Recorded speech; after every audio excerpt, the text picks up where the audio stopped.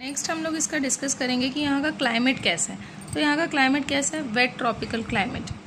ठीक है, wet tropical climate कौन से रीजन का? वेस्टर्न कोस्टल प्लेन का, जो कि सूटेबल फॉर ह्यूमन हैबिटेशन, मतलब यहाँ पर हम लोग रह सकते हैं, हम लोग आराम से यहाँ पे सर्वाइव कर सकते हैं, ऐसा यहाँ का क्लाइमेट है। प्लांटेशन किस किस चीज़ों की होती है? Rubber, cinchona, coffee, spices, coconut and cashew. तो देखो स्पाइसेस अगर बोलेगा तो केरला बहुत फेमस है उसके लिए, है ना, तो आप लोगों को उसके नाम से याद रहेगा। तो क्या क्या चीज़ें होती हैं यहाँ पे? Rubber, cinchona, coffee, spices, coconut and cashew. Clear? ये सारी की सारी चीज़ों की प्लांटेशन होती है यहाँ पे। लो लाइंग फील्ड में क्या क्या उगाते हैं? Sugarcane and rice. ठीक, मतलब नीचे अगर हिल एरिया होगा, हिली एरियाज होंगे तो उसमें नीचे जो फील्ड्स होंगी वहाँ पर शुगर केन एंड राइस उगाते हैं। High and upper slopes of hills में टी उगाते हैं। क्लियर? इस चीज़ को ध्यान में रखना।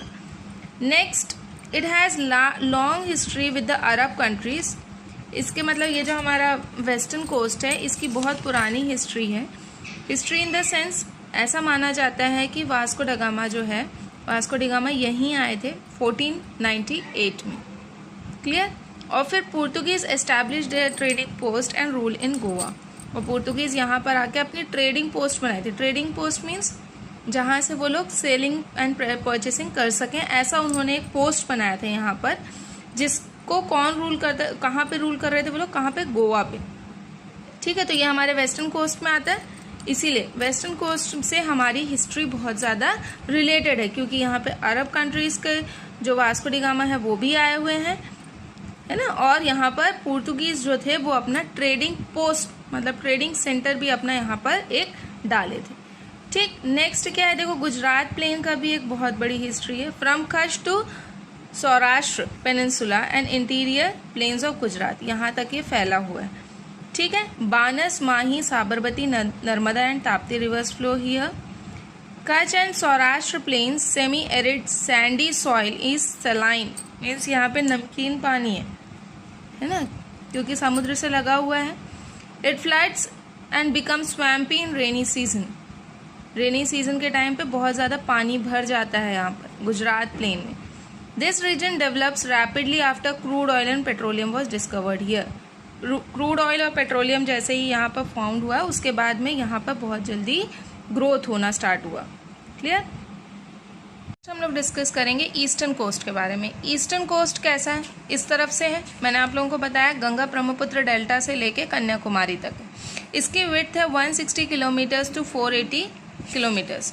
ठीक है, ये पूरा हमारा ईस्टर्न घाट्स में आता है। अब इसके कुछ कैरेक्टरिस्टिक्स पढ़ लेंगे। Large flowing rivers from the peninsula deposit their sediments on plain. It has a gentle gradient, means छोटे छोटे हैं। ठीक है, छोटे छोटे ग्रेडियंट्स यहाँ पे प्रेजेंट है। क्लियर है? और ये जो सेडिमेंट्स हैं ये बहते हुए आते हैं ऊपर से ग्रेवल्स और नीचे सेटल हो जाते हैं। Forms large and wide delta eight their mouth, मतलब जब ये सी लेवल से मिलते हैं, मतलब ये जो नदियां हैं ये जब सी लेवल से मिलते हैं तो वहाँ पे बहुत बड़ा डेल्टा फॉर्म करते हैं। जैसे कि हमारा गंगा ब्रह्मपुत्र डेल्टा है, क्या नाम है उस डेल्टा का? सुंदरबन डेल्टा। क्लियर है? फिर erosion by the sea has created a huge lagoon in this coastal plain known as the Chilka jheel, Chilka lake, है ना। तो ये चिल्का लेक कहाँ पर आता है? उड़ीसा में। उड़ीसा में आता है।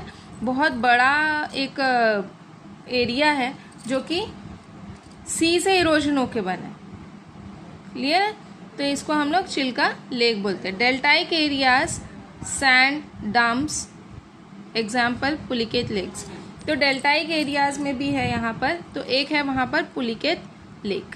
क्लियर है? ये छोटा सा जिस्ट है हमारा ईस्टर्न घाट्स के बारे में। नेक्स्ट क्या है? इसके नॉर्थ सेक्शन में क्या है? उड़ीसा स्टेट आता है और Mahanadi has carved a vast and fertile delta. ये मैंने आप लोगों को बताया, नॉर्थ सेक्शन पे यहाँ पे आता है हमारा उड़ीसा स्टेट भी आता है, महानदी भी आती है। Rice and jute are grown here and famous for prawns and shrimps. तो प्रॉन्स मीन्स झींगा फिश जो आती है उसके लिए भी बहुत फेमस है, और श्रिम्प्स के लिए भी, मीन्स सीपियाँ वगैरह जो रहती हैं उसके लिए भी बहुत फेमस है हमारा नॉर्थ सेक्शन, मीन्स ऊपर वाला पार्ट। ठीक है, अब हमारे मिडिल पार्ट में क्या है? मिडिल सेक्शन में क्या है? Andhra Pradesh coastal region, कैकेनाडा plane करके एक जगह पड़ती है आंध्र प्रदेश के पास में, ठीक है।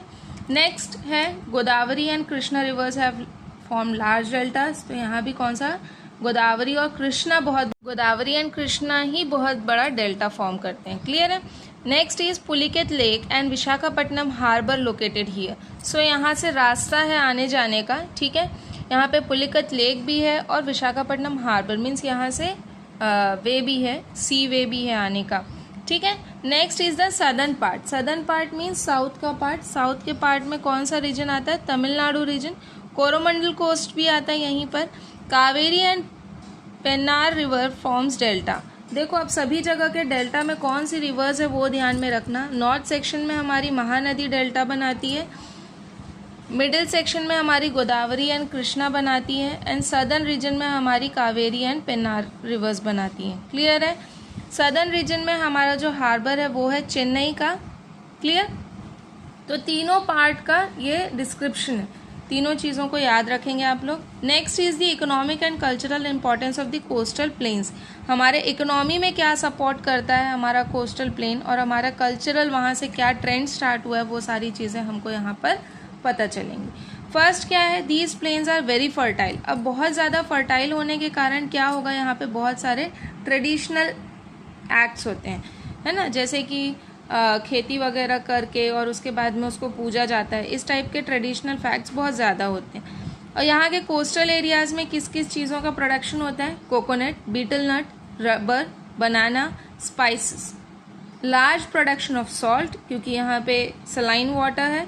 Next is hilly slopes. Hilly slopes में क्या क्या होते हैं, cashew, coffee, tea, spices, clear है। तो ये सारी चीज़ें हमारे कमर्शियल के लिए भी इम्पॉर्टेंट है ना, हमारे इकोनॉमिक डेवलपमेंट के लिए भी बहुत इंपॉर्टेंट है ये सारी चीज़ें, clear.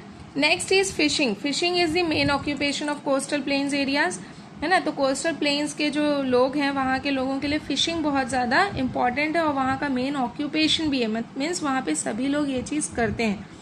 Rich in mineral resources. अब देखो इतनी सारी चीज़ें भी मिलती हैं वहाँ पर, साथ ही वो सलाइन वाटर भी है, तो वहाँ पर मिनरल्स भी बहुत ज़्यादा फॉर्म हो सकते हैं, ठीक है। तो वहाँ पे मिनरल रिसोर्सेज मिलने के चांसेस बहुत ज़्यादा होते हैं।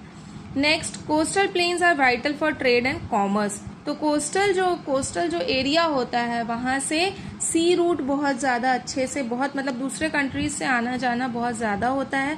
वहीं से हमारे जो हिस्ट्री है, हमारे हिस्ट्री में जो ट्रेडिंग एक्टिविटीज़ होती थी वो इन्हीं कोस्टल एरियाज से होती थी, क्लियर। और लास्टली जो सबसे इम्पॉर्टेंट है, वहाँ की नेचुरल ब्यूटी बहुत अच्छा है जिसके लिए वहाँ पे लोग ज़्यादा आना जाना पसंद करते हैं, है ना। Rich in natural beauty and known for their salubrious climate that promotes health and wealth. तो अब क्या है कि ज़्यादा से ज़्यादा वहाँ पे लोग आएंगे तो क्या है, नेचुरल ब्यूटी देख के सभी का मन बहुत अच्छा हो जाता है ना। तो बहुत ज़्यादा लोग वहाँ पे टाइम स्पेंड करने के लिए आते हैं, क्लियर है।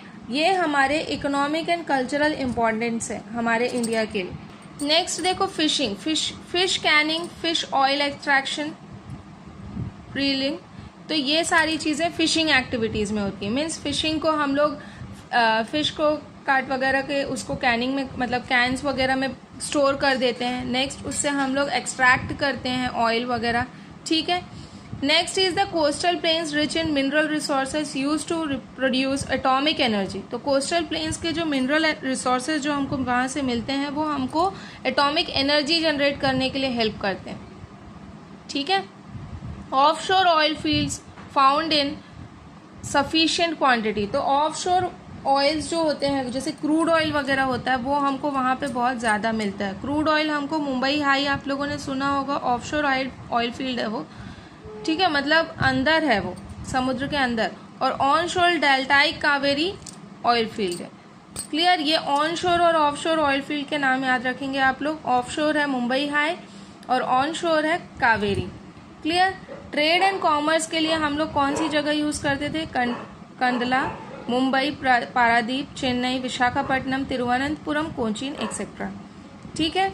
Next is the historical and cultural importance. Historical and cultural के लिए यहाँ पर कौन कौन सी जगह फेमस है, Rameswaram, Kanyakumari, Kanchipuram, the temples of Madurai, Saint Francis Xavier's church, तो ये सारी चीज़ें हमारी हिस्टोरिकल एंड कल्चरल इम्पोर्टेंस में आती हैं। क्लियर? तो ये हमारा टॉपिक यहाँ पर आज कंप्लीट होता है। नेक्स्ट हम लोग करेंगे कि लाइफ कैसी होती है सी शोर की।